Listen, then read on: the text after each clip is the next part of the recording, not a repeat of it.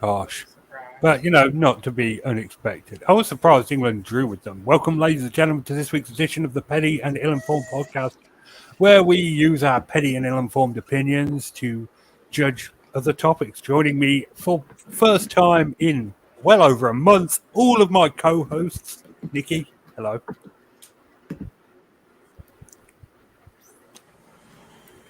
So what you're Hey, saying is you Well, have a she's picture she's of her. here. She's here in I'm here. real. I'm here. I'm here. I'm She's here. here physically, but in spirit, she's on No, World I of War. had a weird food. Weird food. I had a weird feedback whenever the live started. The live show started. It did a weird thing. And Kevin, you're here. Hey, what's up? I pissed off a white supremacist this week.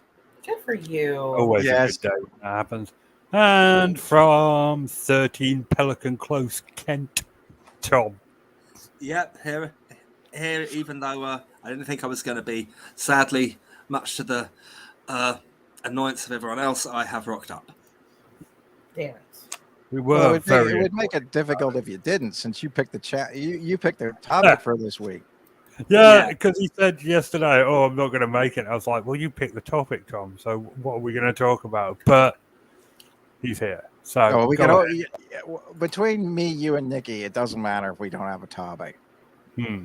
What are you trying to say? I think that in the end, I'll just do the Irish thing and hijack the fucking plane. You know what I mean? Tell you we're going to Belfast. Okay. Good Not times. be your first time.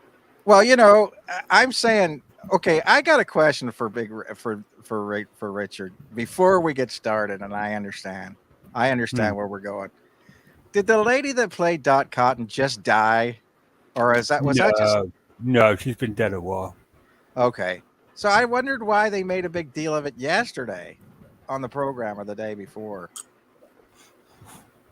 I don't know. They film in advance, so maybe this was just the first time they had. She died this year, so Right. What was Yeah, her? June Brown. That was it. I couldn't remember her name for a minute, but yeah, June Brown. Bless her. Yeah. Well, I was Yeah, always she's been dead a interested. while. My uncle used to piss off my aunt quite a lot because he, and right enough, my aunt does look sort of like Dot Cotton, but the fact that he used to call her Dot Cotton really caused a lot of awkward moments at some family occasions. I'm just like, don't call her, don't call her that. But I will say this: I was happy to see Ricky, and now I can't get that out of my mind. What? Someone should find the plastic surgeon he went to and sue that man. Can I just say that?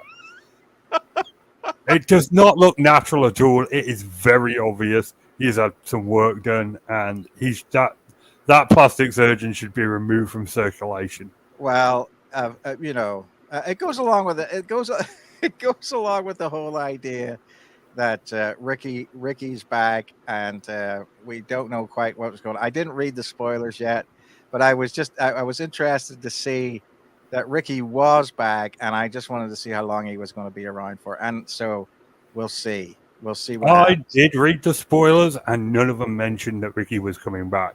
So that's how important Ricky's character is to the future of East. Well, so you think that in the long run, Ricky's just there, he's going to come back, tell Sam that it was good while it was good while it lasted, and He's going to come back. He's going to boink Sam. He's going to try and help Janine, and then he's going to go away again. Ricky has always been a tertiary character, even back when he was the main star. So, what else can you do with someone as unfortunate looking as Sid Owen? Yeah, but I'm just saying. I mean, from that standpoint, I mean, the whole Ricky thing. I mean, everybody knows that thing. The whole Frank Butcher, Janine Butcher, Ricky, but Ricky type thing. That was huge. You know what I'm saying? I mean, Frank and Pat. I miss Frank and Pat. I thought it was horrible when Mike Reed left the show. Because he was a geezer, you know what I mean? He actually gave the geezer credibility. It's not like Fat Phil and dickhead brother trying to pretend like they're hard. You could imagine Mike Reed actually ripping somebody apart. God bless him. He's gone now. But I mean, if somebody would have told you that he actually was like like a with the Cray twins or something, you believe it. You know what I mean? Yeah, you would. Yeah. Anyway, We really need to start a Thursday night episode show where we can discuss all EastEnders stuff and not Yeah. have to drag Nikki and Tom into it. I don't mind. I have no problem listening. I've been working on it, brother. Believe me, I've been working on it. I've got some ideas in the pan. I think that I would really like to do it. I was checking it out. There's really no good EastEnders podcasts out, my opinion. That actually gets down to the whole thing about it. You know, they're always worried about this and that and the whole thing, but actually nobody gets down and dirty about it and says this doesn't make sense or this doesn't make sense. I mean, it's funny from the standpoint of two dudes that actually are not gay who actually like. There are gay people who like EastEnders, but there's not two straight men who have a podcast that I can see that talk about EastEnders. Well, I love EastEnders. It's great entertainment. But Anyway. it always goes into the other. It always goes into the other. We'll have to have sort of an adjunct into some of the other programs as well. But that's fine. Because the lady that's just coming to do EastEnders now just came from Emmerdale. So you see some of the same storylines that were in Emmerdale on EastEnders now. But anyway, that's fine. Not to worry. Hard to do any farm-related stories on EastEnders. No. Unless like one of the market stores. That's how Alfie's going to pay back the $30,000. He's selling potatoes. Milk X. I don't know why they don't do a crossover. We could have Coronation Street, Emmerdale, and EastEnders do a crossover, and everybody would shit a chicken. It'd be the greatest week in soaps in human history. Well, I'm honestly surprised they don't have an Emmerdale Coronation Street because they're both ITV, and that would be the way to go. In my opinion. Who cares about that stuff? If we could work neighbours in as well, that would be perfect. I remember they did do a crossover of two shows sometime in the early noughties. They crossed over Footballers' Wives and Bad Girls, where one of the footballers' wives was, I can't remember the character or actor. They were sent to prison as part of the Bad Girls story, and they had her appear in the Footballer's Wives story, and she appeared in Bad Girls for the duration of her prison stay. So I remember that. I watched it. It wasn't particularly exciting, or it was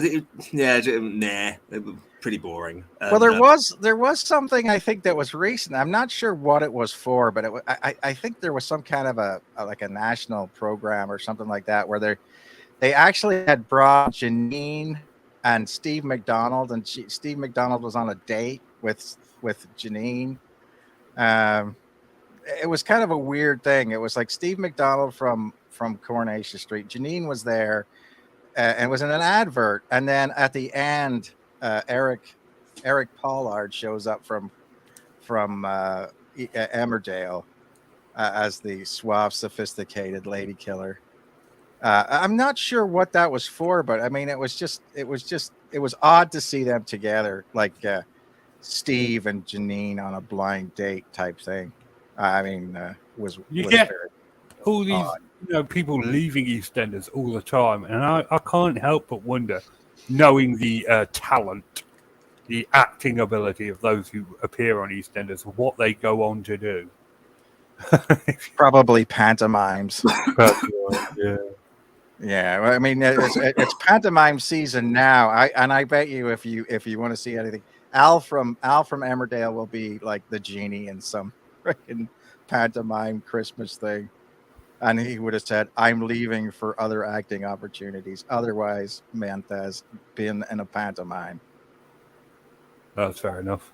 I mean, whatever's filling your days, really. All right. Well, sorry about that. I've taken over for too long. But anyway, I just wanted to. Yeah. All right, Tom, go ahead. You wanted to talk about Qatar. Okay.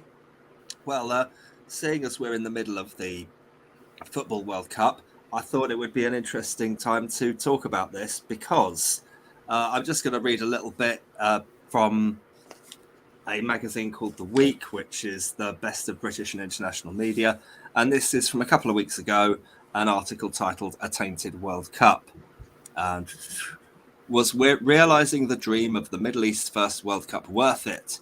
Asked Andrew England in the Financial Times. Qatar is about to find out.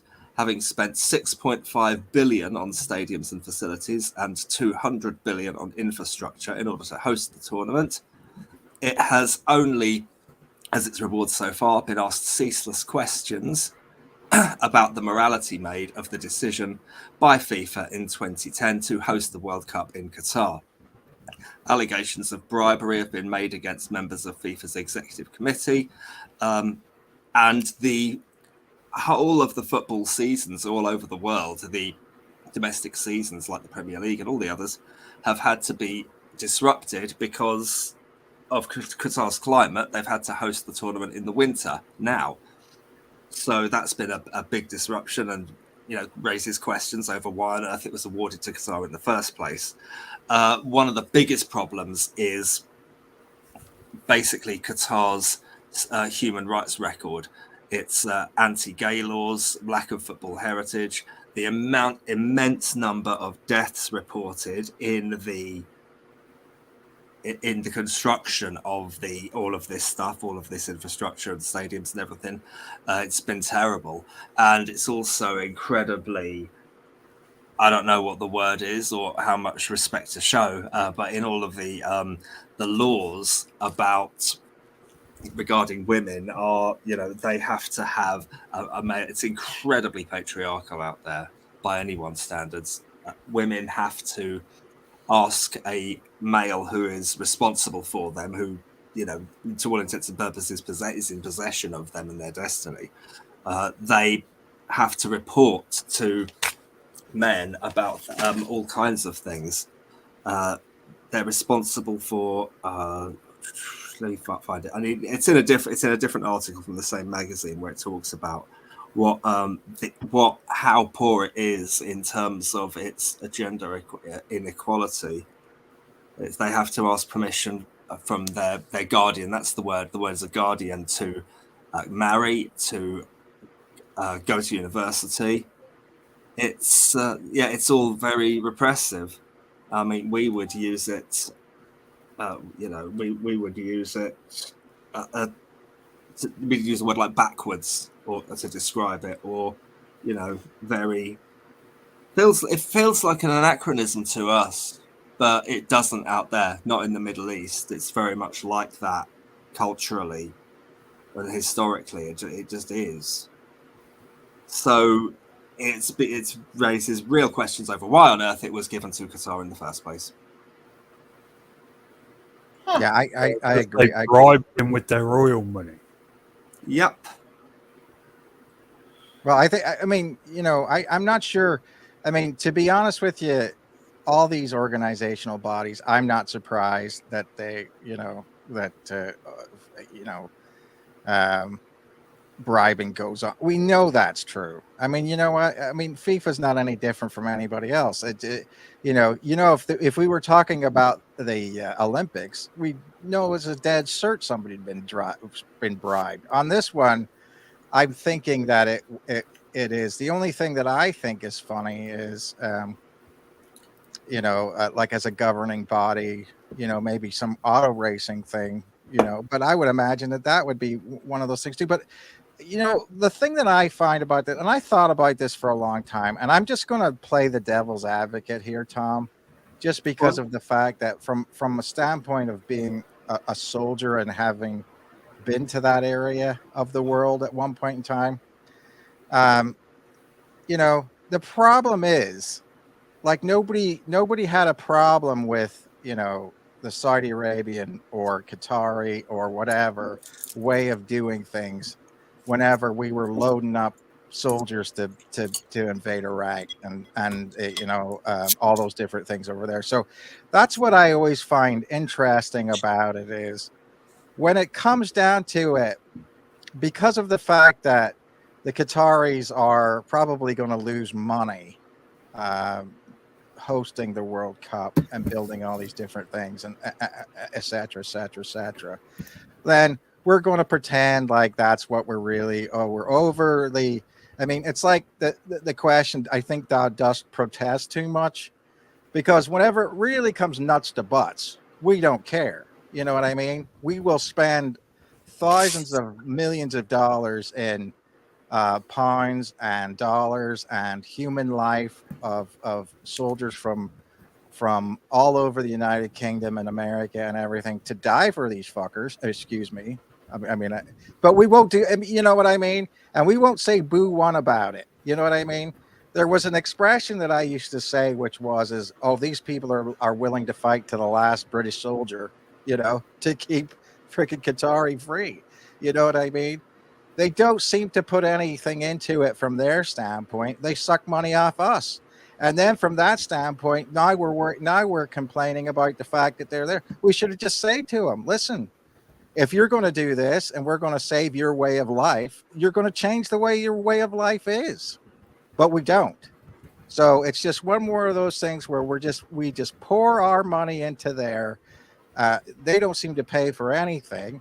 And our blood, sweat, and toil goes into doing that. It's been like that for years. I mean, ex-British soldiers have been assigned to members of the UAE and everything like that, training armies and things like that for years, since the 40s and 50s and everything like that. And we never seem to have any problem with it. But the minute, you know, we can talk about, oh, well, this is, you know, some women can't drive, you know, a car because of that, then we get all pissed off. No, is that wrong?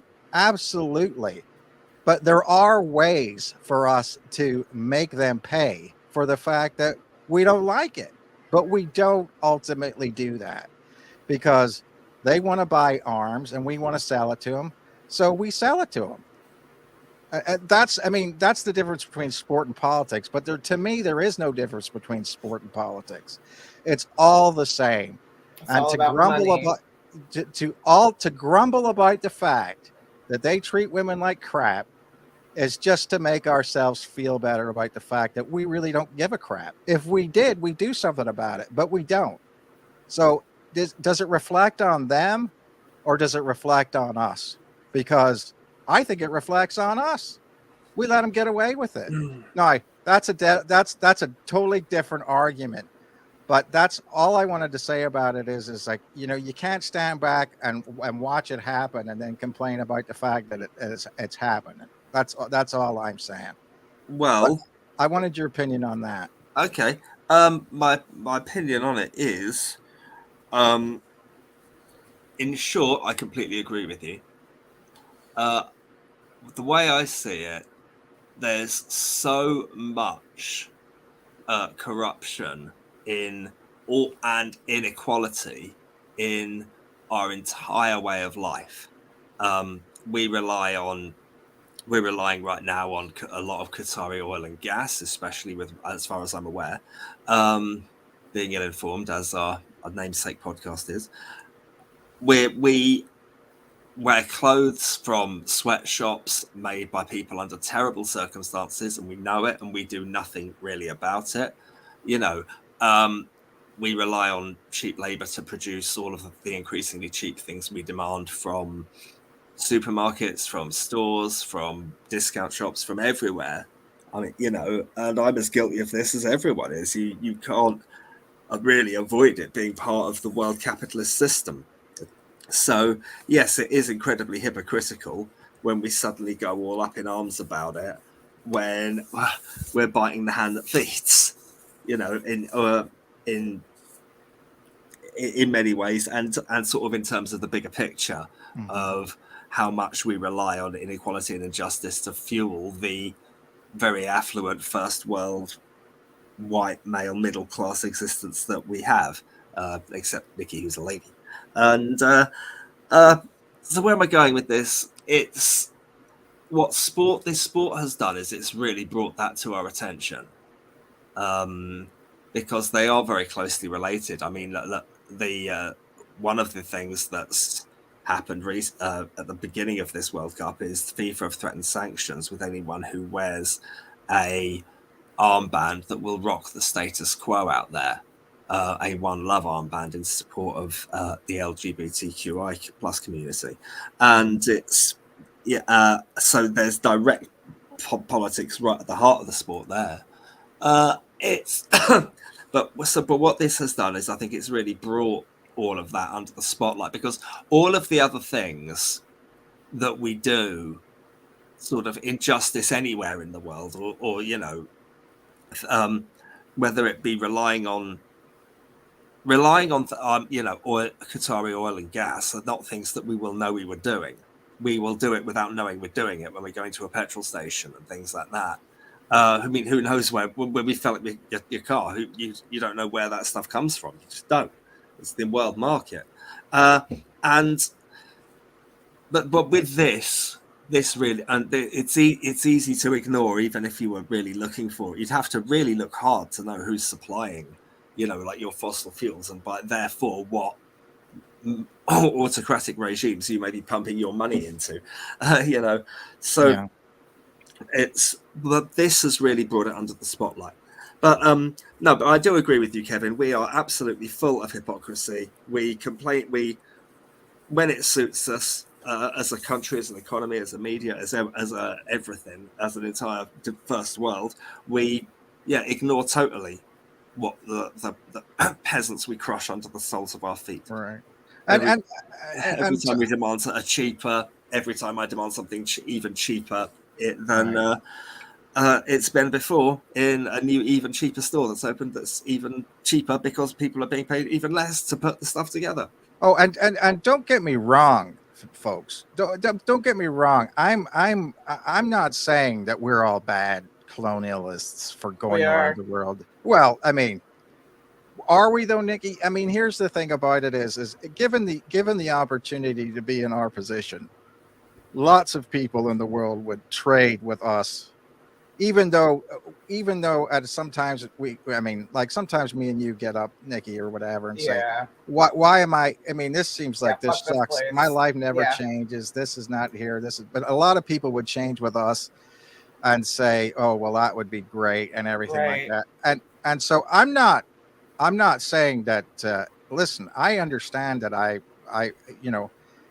always said this to a lot of people around the world, and I've said this to my kids. I said, you won the lottery when you were born here. You know what I mean?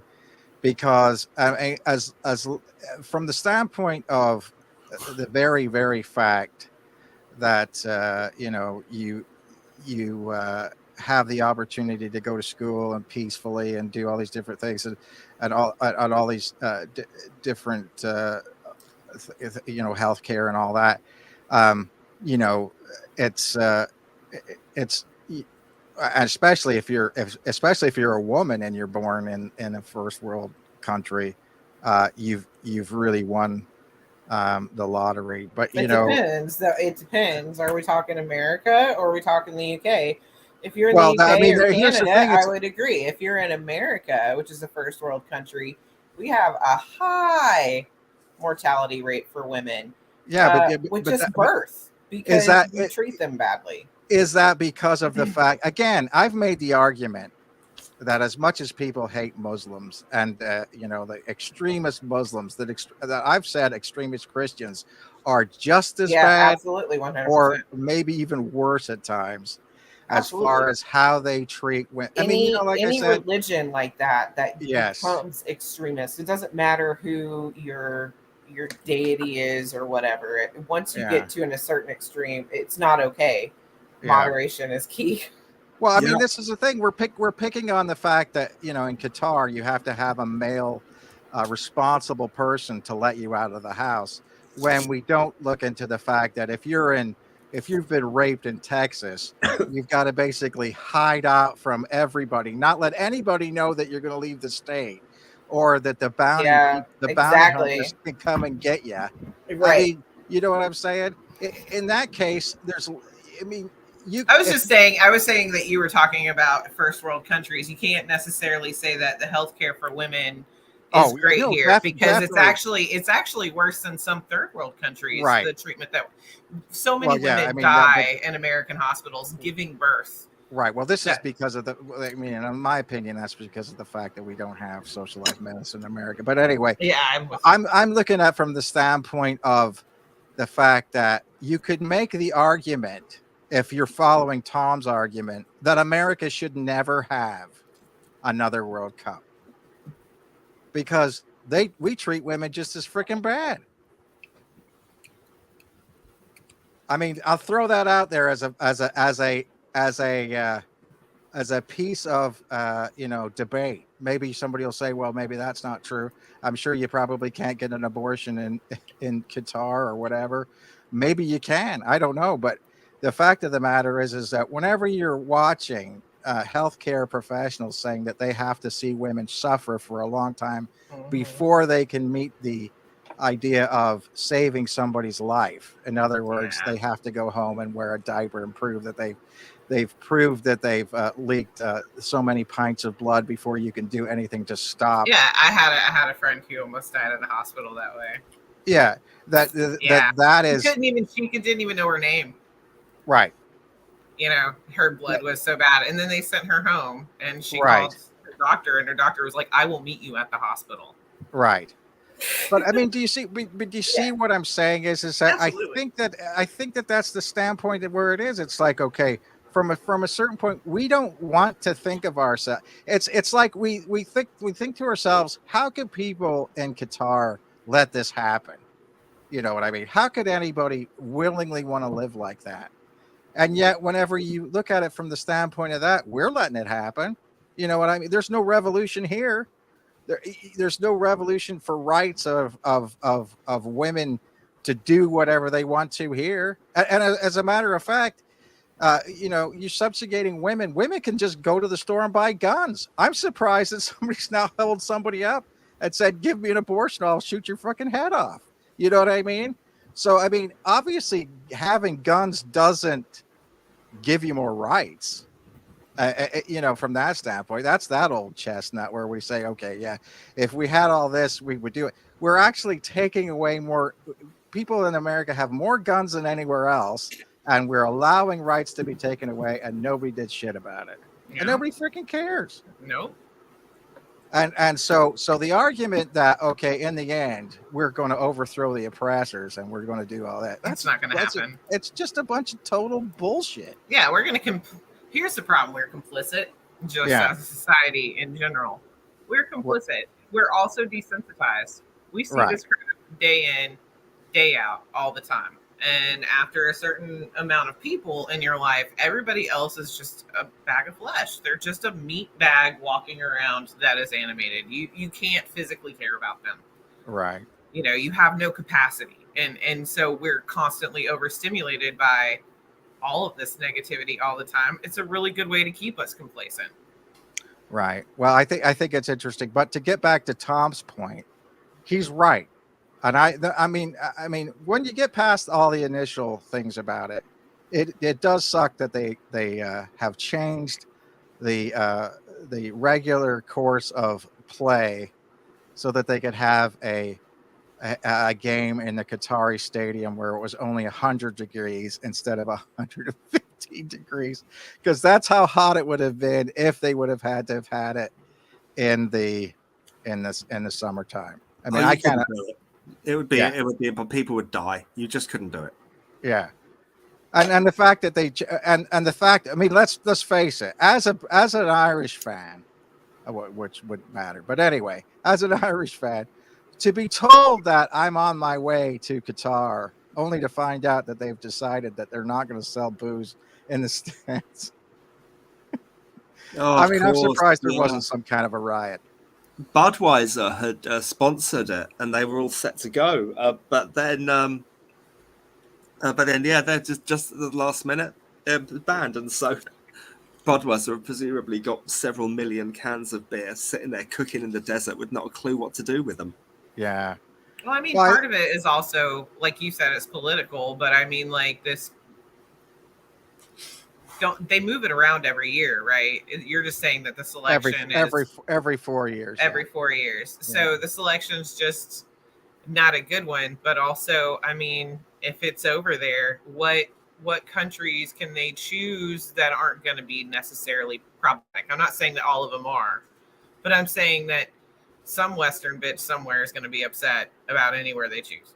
Well, I think that, from the standpoint of that, I mean, if you were looking at a Muslim, if you were looking at a Muslim nation that I think would be good to, there are plenty that are non-problematic. Yeah, I think Turkey used to be a good opportunity. Yeah. I don't know about now because they got their own shit going on. Yeah, Erdogan is not necessarily the best, but I mean, as far as that goes, Egypt, Turkey, those would be the ones that you seem to would be the best choices in my opinion. You know what I mean?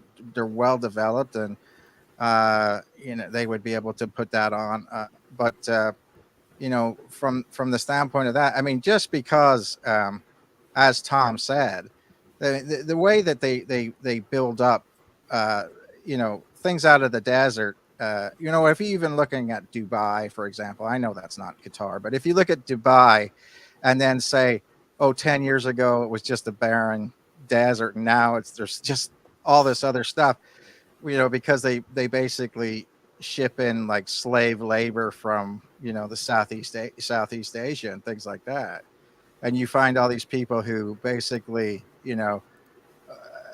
I know they're not really slaves, but they're not slaves that, they are getting paid, and they can eventually supposedly go home and things like that.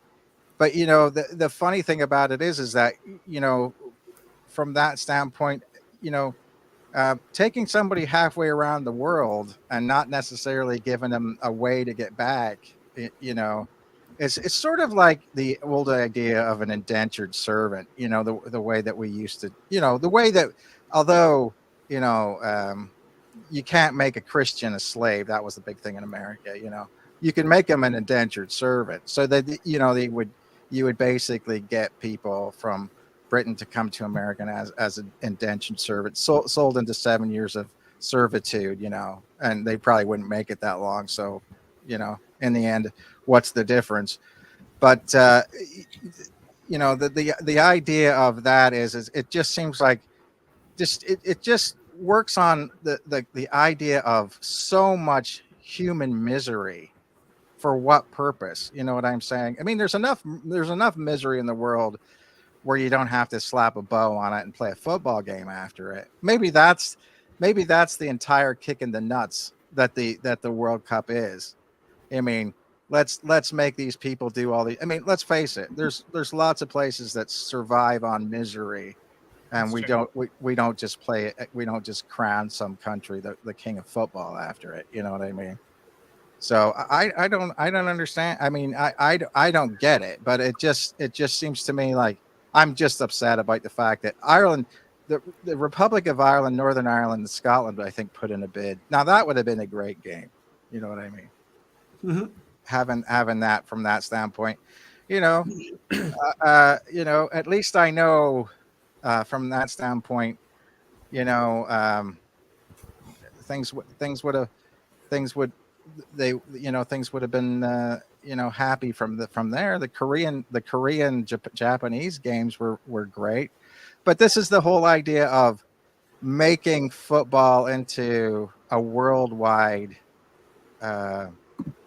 representative sport, which is I think what happens is the idea to expand gets ahead of the idea of what's right and what's wrong. The idea of expanding without a cost never happens.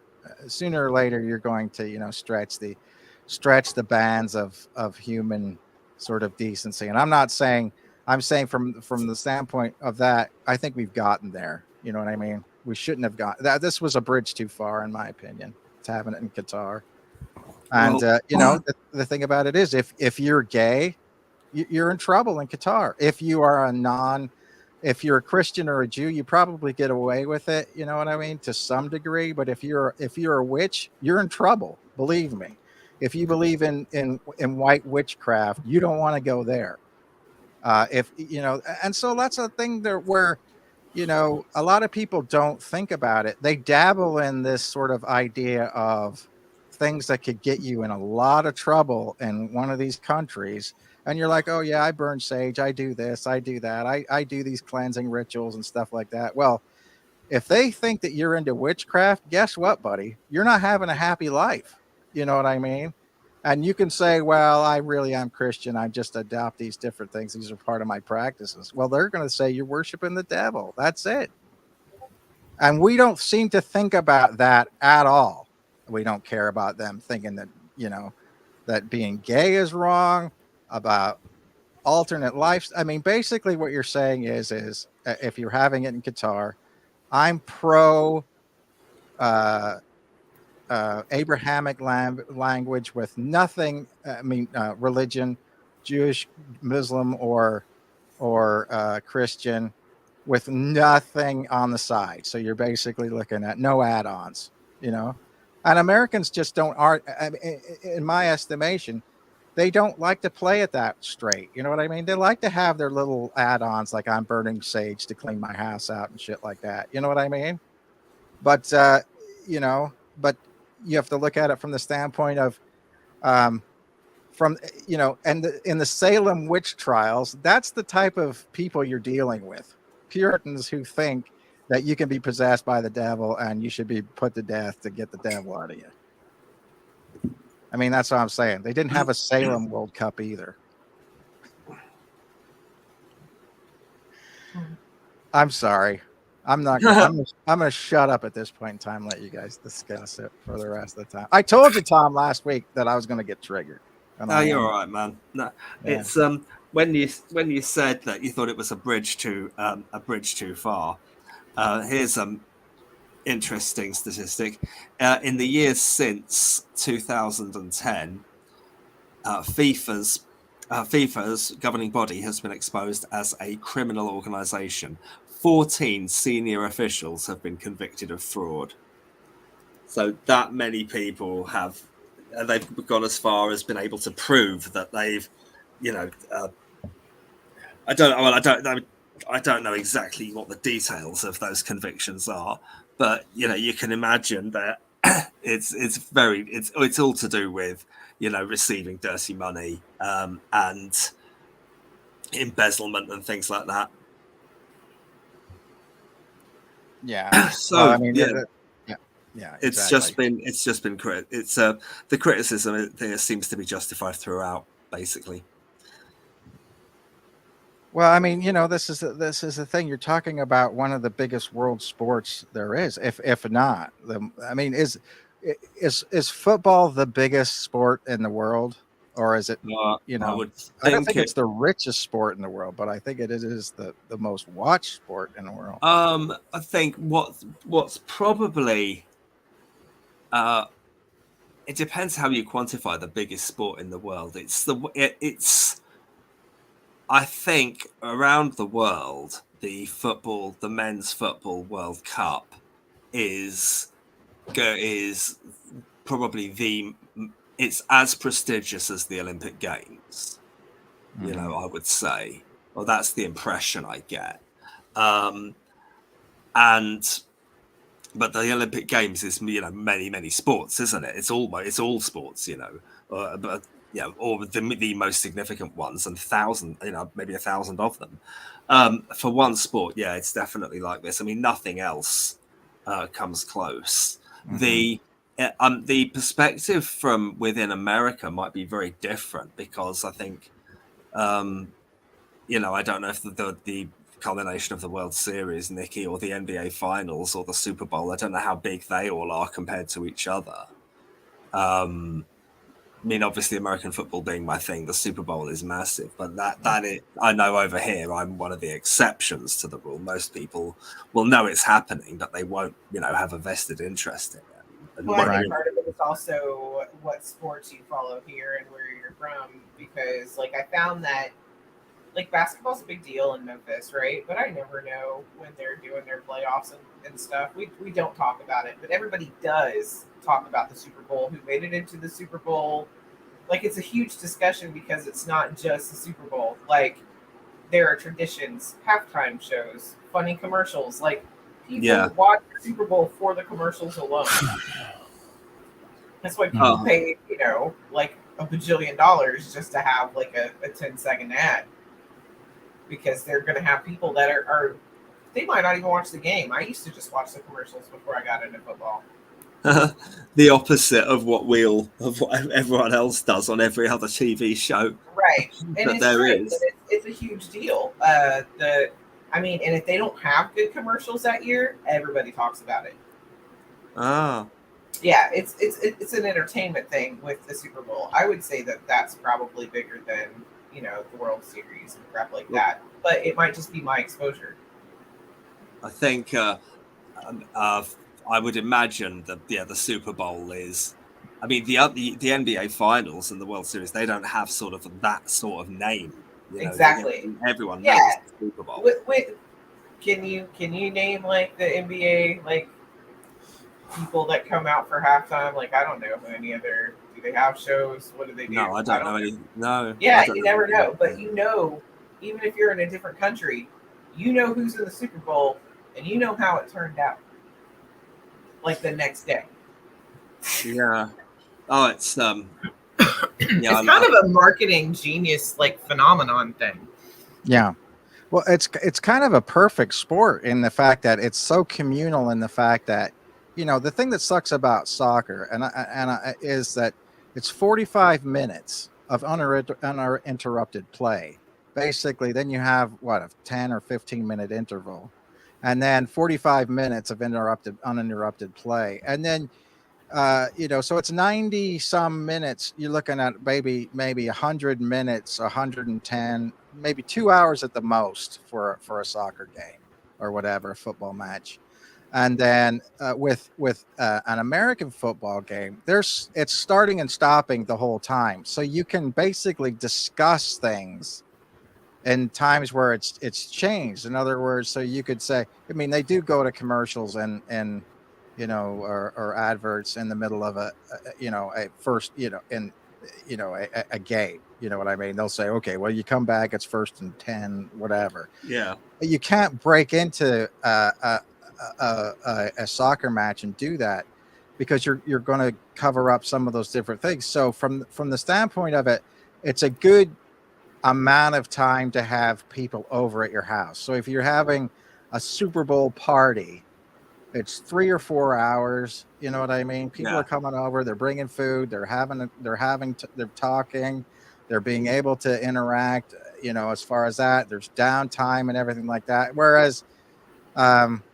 if you're with the lads watching a football match, and a soccer match, in other words, you've got to kind of know how it is and everything like that. And, then you got to, then heaven forbid you have to explain to anybody what the offside is or whatever. And then, from that standpoint, it's not a lot of fun. From that standpoint, baseball is so mind-numbingly boring that I don't know why anybody would want to watch it. Plus, it's over 3 or 4, a series of games. In other words, you can't have everybody. You're not going to have people over at your house repeatedly over and over and over again for a week, possibly to do this. So, so the Super Bowl is really one of the best thought out sort of products that allows for sort of enjoyment and selling and all these different things that you're bringing into it. So you know what I mean? Whoever came up with that idea was incredibly lucky, or had a huge foresight into how people's minds work. Well, obviously for a lot of times they didn't have Super Bowls. When did they start bringing out the Super Bowls? Is it like right? I can tell you that. As far as I know, Super Bowls 1 and 2 were actually named retrospectively. I think it was. There's a story I read somewhere. There was some guy big up in the NFL. His daughter or his niece or someone had a bouncy ball in the garden, and she goes, like, and the guy says to her, "What you got there?" And she says, "It's my Super Bowl." And he thought, Super Bowl, hang on. And then that's how the name was coined. I'd have to check that up. This is ill-informed indeed, rather apocryphal, but I certainly, being mad on the NFL, I used to read every book I could find. I used to go around, secondhand bookshops and charity shops, grabbing books and reading about it. Because this was when the internet was just becoming a thing, and about year 2000, or just before, late 90s. And I used to watch all these videos all about the history of the game and things like that. I've still got them all, these, and yeah, that's how it came to be. And I think it was after I think it was when I'm not sure entirely of the full history of the NFL, but there was the AFL and the NFL merger. No, or something like that, where it became the AFC and the NFC. It was the late 60s. And when the Green Bay Packers won Super Bowls 1 and 2, I think they were called the NFL Championship games. I don't think that the name Super Bowl came in until the third, and the first two were named retrospectively, as far as I know. How tentative can I possibly be? Well, I think. Well, it is interesting. I keep forgetting, Tom, that in a lot of reasons that the NFL is a culmination of two different previous leagues that they sort of put together. And everybody always thinks, okay, well, the NFL is so sort of over everything that you can't think of the fact that it was like that. But it's this was the idea of whenever you were bringing sport into the thing. I mean, this idea of arena football was going to be a way for it to have a very, very fast moving game flowing through there. And we were going to see arena expansion to, Europe and things like that, or even, and I think Edinburgh, at least the NFL Europe had a thing, wasn't it, Richard? Didn't they have for a little while. Yeah. It doesn't exist anymore, but it used to.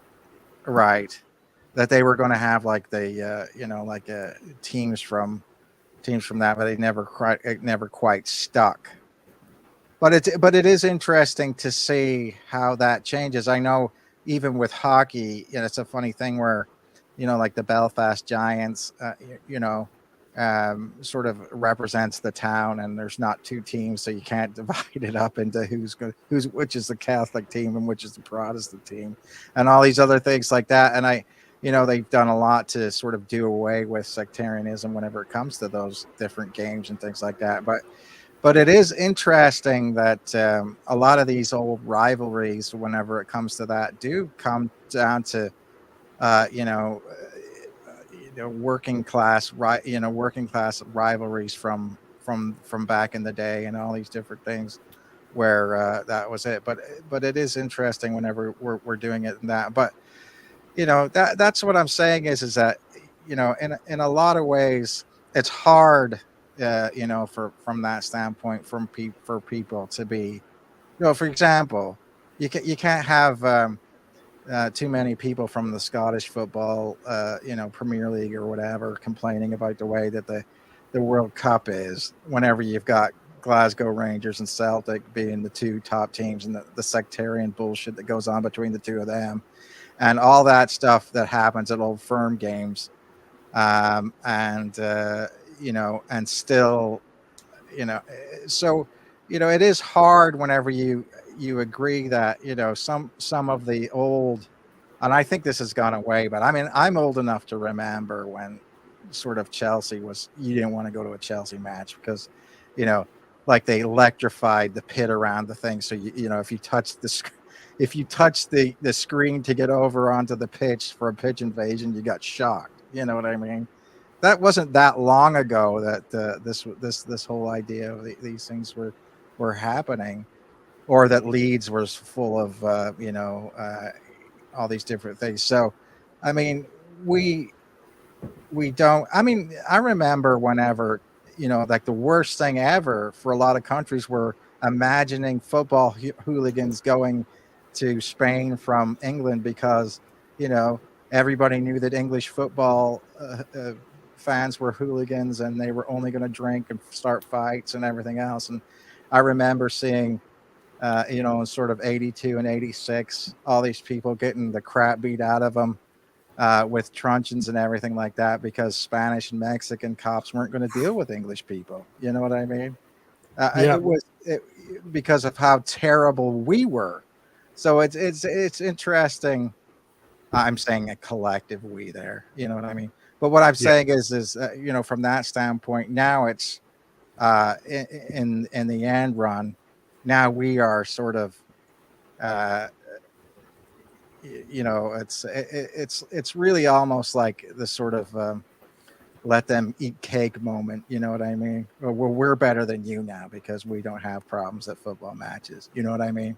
We don't have, which is funny because I mean, in a lot of ways, you still have racist events at English Premier League matches, Scottish Premier League matches. One of the reasons that you have a lot of problems with sort of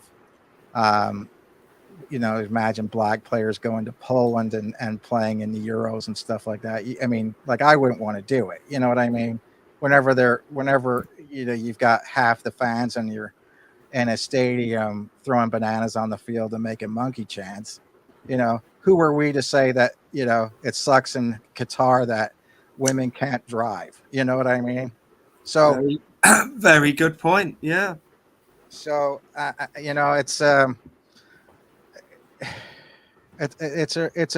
not saying, but at the same time, it makes me sound like a whiny guy. But I'm just saying from that standpoint, I've always said this. It swings and roundabouts because in the same thing, it's always the extremists that push the envelopes and ruin it for everybody else. The majority of us are simply just people who like it and don't want to have any problems and don't want to have any arguments or anything like that. They just want to enjoy it and everything else. And then you've got people who are sort of, one way or the other, that they take away the enjoyment of anything. You can't enjoy yourself. You can't smile at any kind of rivalry or anything like that. Well, technically, here's the thing. It's a very funny thing where you play these games that are based on your nation, and then you worry about people being nationalists. You know what I mean? It's a funny thing. The idea of the hard ideas of going to a football match where sort of England beats Ireland or whatever, and that is an encapsulation of the last 400 years of history. You know what I mean? It's like, yeah, we beat you on the pitch today, and we always beat you, just like the time we beat you at the Battle of the Boyne or whatever. And that sort of idea of that sort of triumphalism, that's just part of the sport. But I mean, why do we like the sport? Because do we like it because it's fun to watch, or because we get to dominate another group of people? I mean, that's the question, right? I don't know the answer to that, but it's one of those things where I've always misunderstood why fans always say, "Oh yeah, we killed you." You know what I mean? It's like, well, let's not get anything wrong here, buddy. You weigh 300 pounds and you didn't do anything. You know what I mean? I'm an incredible wuss in these situations because if ever my team lose, I always sort of, try and think of the others and think, well, at least those other guys are feeling really good. Like if somebody says to me they're a Philadelphia Eagles fan, I think the last person who I was talking with about American football, I can't remember who it was, and they said they were an Eagles fan. I said, hey, what about that? I remember. It was a guy I met from the alumni called Shady. Good, really, really good bloke. When I used to play football myself, American football, and I go to the annual alumni match where the retired players play against the current squad. I do that every year. I still managed to do it despite being in my 40s. And I met a guy called Shady, and he said he was an Eagles fan. And I said, look, well, that match, that must have been so great to watch. That Super Bowl, about 4 years ago, the Patriots and the Eagles had an absolutely epic shootout at a Super Bowl. It was a fantastic game. It was one of the best games of American football I have ever seen. It was thrilling to watch. And yes, my team lost, but what a game.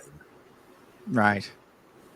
I'm with you. I'm with you, Tom. I mean, but it is hard because, like, literally, I mean, one of the things, I was friends with a guy who was a huge Glasgow Celtic fan, and he was from Northern Ireland, of course, and he was a Catholic and nationalist, and the whole thing. The whole thing. The type of person I should not be friends with, according to who I grew up with. You know what I mean? Yeah. We were Rangers fans, and so, and they would have Old Firm matches, and they would show it in Seattle with the Celtic fans on one side of a curtain, and we were on the other side of the curtain. You know what I mean? And most of us could hold it together, but there were some people who could not, who could not just let it happen. You know what I mean? That they had to have that element of it, that we should go over there and beat each other's freaking heads in. I never get that. I really don't. Yeah. but what I'm saying is, so from the standpoint of that, it was like, but it is interesting that, this idea of the violence of a football match, is still very inculcated into my DNA. I hope it's not like that for my children. My children actually, they grew up supporting Celtic. I mean, I know that makes me a traitor from that, sort of a religious traitor and all these other things. But from that standpoint, I thought you should like whoever you like. You know what I mean? And not from that standpoint. And you can get away with it here, but it's like but I said, if you go back to Northern Ireland, don't ever tell anybody you've ever supported Celtic, because you're a Rangers supporter, and that's the way that is. You're a Rangers man, and that's the way it is. If you want to make it through the village at night alive, that's what you need to say. You know what I mean? Oh, it's crazy how. But I mean, well, what you've got there is you've got a sporting event that is also incredibly wrapped up in a very bitter national history. Yeah. But we saw that with the Iran a USA match this last week. You know what I mean? Like the Iranians are making such a big deal out of playing America in that standpoint. Like, you're seeing these elements come into it from a certain standpoint of, I mean, obviously the Iranian team didn't sing the Iranian national anthem because they said that they were in support of these, the women not wearing the protests over the hijab, and whether that was accurate or not. And so they thought, okay, well, no, what happens to these people when they go home, and we're supporting them. And so it is an interesting thing where politics crept into it this week from another match too, where they're saying that again, this bad feeling between Iran and America sort of spilled out. I mean, it doesn't seem to spill out onto the actual game itself, but the circumstances surrounding it made it possible for people to be, and so this is it. But again, America was knocked out of the game today because they lost to Holland, and I would imagine that, just like in every other World Cup I've ever had to watch in America, that means that they'll stop broadcasting it on major TV.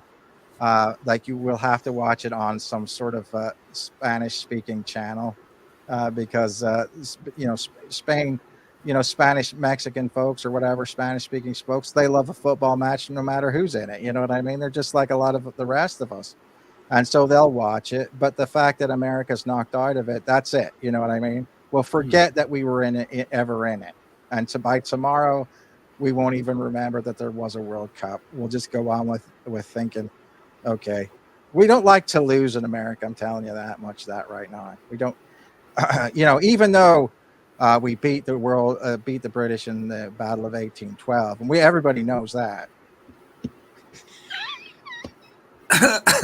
Well, totally happened, but don't Don't go digging up old bones there. Oh, yeah, that's my fault. I was waiting for you to blow a gasket there, Ray. No, I'm not ready to blow a gasket, but you are correct. England totally beat America. What do I think of Qatar getting a World Cup? I think it's a load of bollocks. And even if we win, I'm not going to make a big deal about it because that's how I feel. In this day and age, we should not be giving backward countries like Qatar any press at all. I mean, forget the gay thing. The way they treat the women is reprehensible. I mean, but that's my opinion. Take it with a pinch of salt. Pretty sure that's going to wrap us up for this week. We will return next week, where we will be traveling to the swamps of Louisiana to discuss the Honey Island swamp monster. Someone give me some creepy music there. Are we discussing the folks around that? Is this going to be another MK Davis episode? No. We're just going to Louisiana to discuss this Honey Island swamp monster. Yeah, but didn't he go down there to try to substantiate the idea of the Honey Island monster? Isn't that one of those things where I'm thinking that then oh well, anyway, we don't have to go there, but anyway, exactly. Save it for next week. Yeah, we can go there next week. So that's how I feel about that so far.